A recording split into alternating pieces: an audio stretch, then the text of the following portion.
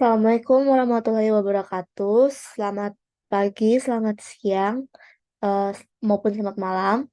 Sebelumnya perkenalkan nama saya Keisha Alexandra Kurniawan dengan NIM 442231100051 Prodi Public Relation. Hari ini saya akan mempresentasikan skema-skema penyiaran saya.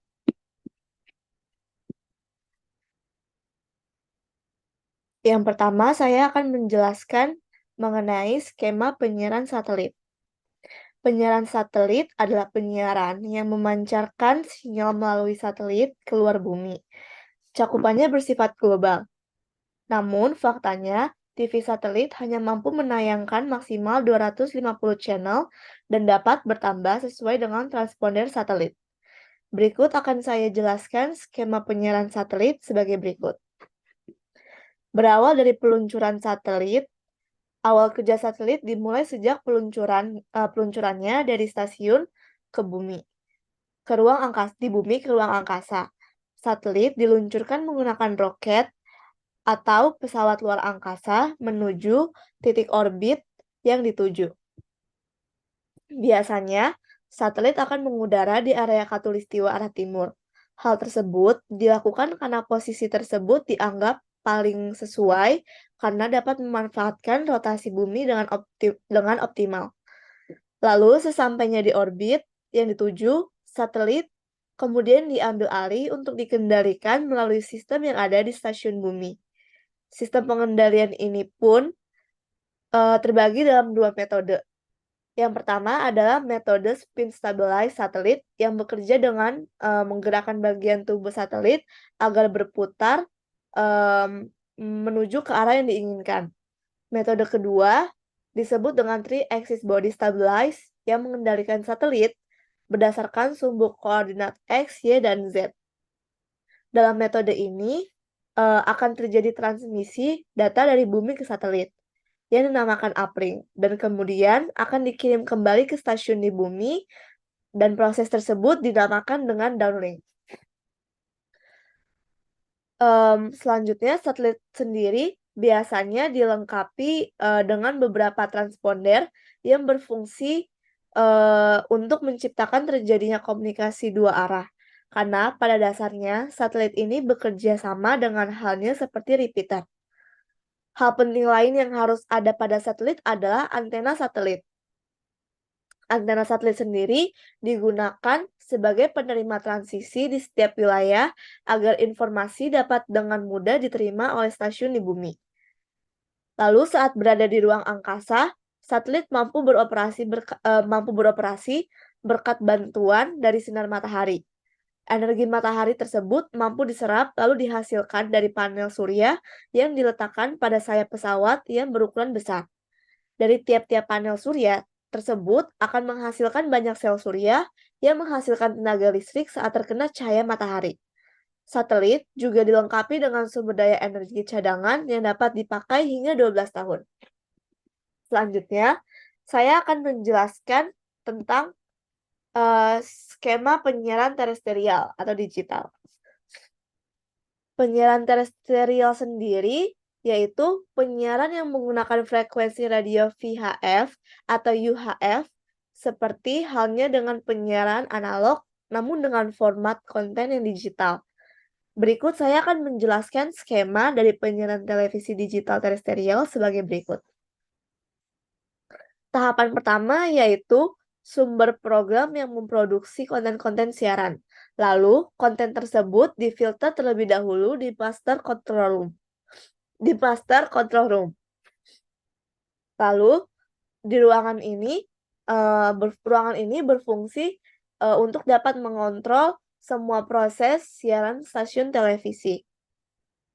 Selanjutnya, konten yang sudah difilter tersebut dipancarkan melalui pemancar digital yang berfungsi memproses dan memproses dan memodifikasi sinyal agar dapat ditransmisikan yang menghasilkan sinyal digital maupun analog. Sinyal kemudian ditangkap oleh antena UHF sebagai penerima gelombang, sinyal pemancar digital terestrial. Lalu, sinyal tersebut diedarkan melalui siaran televisi digital atau analog yang menggunakan set-top box. Yang terakhir, audiens dapat menikmati siaran tersebut. Sebelum ke skema yang terakhir, saya akan menjelaskan tentang skema penyiaran koaksial. Pengertian dari skema penyiaran koaksial sendiri adalah sistem penyiaran acara televisi lewat isyarat frekuensi radio yang ditransmisikan melalui serat optik yang tetap atau kabel koaksial dan bukan lewat udara seperti siaran televisi biasa yang harus ditangkap oleh antena terestrial. Berikut adalah penjelasan dari skema penyiaran terestrial. Yang pertama, sumber program yang memproduksi konten-konten siaran. Selanjutnya akan disalurkan kepada pemancar digital melalui microwave transmission yang berfungsi sebagai mentransmisikan informasi dari satu titik ke titik lain atau point to point.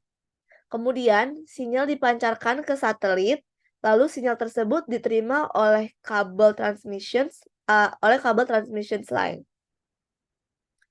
Lalu, di tahapan terakhir adalah kabel transmission line dihubungkan pada TV digital sehingga kemudian dapat ditonton oleh audiens. Dan skema yang terakhir adalah skema penyiaran streaming. Penyiaran streaming sendiri adalah proses pengiriman konten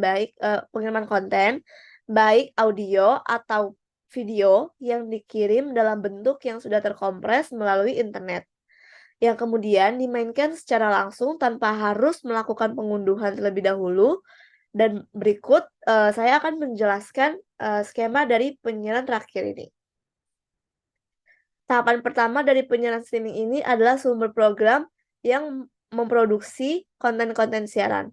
Lalu konten-konten tersebut difilter di master control room.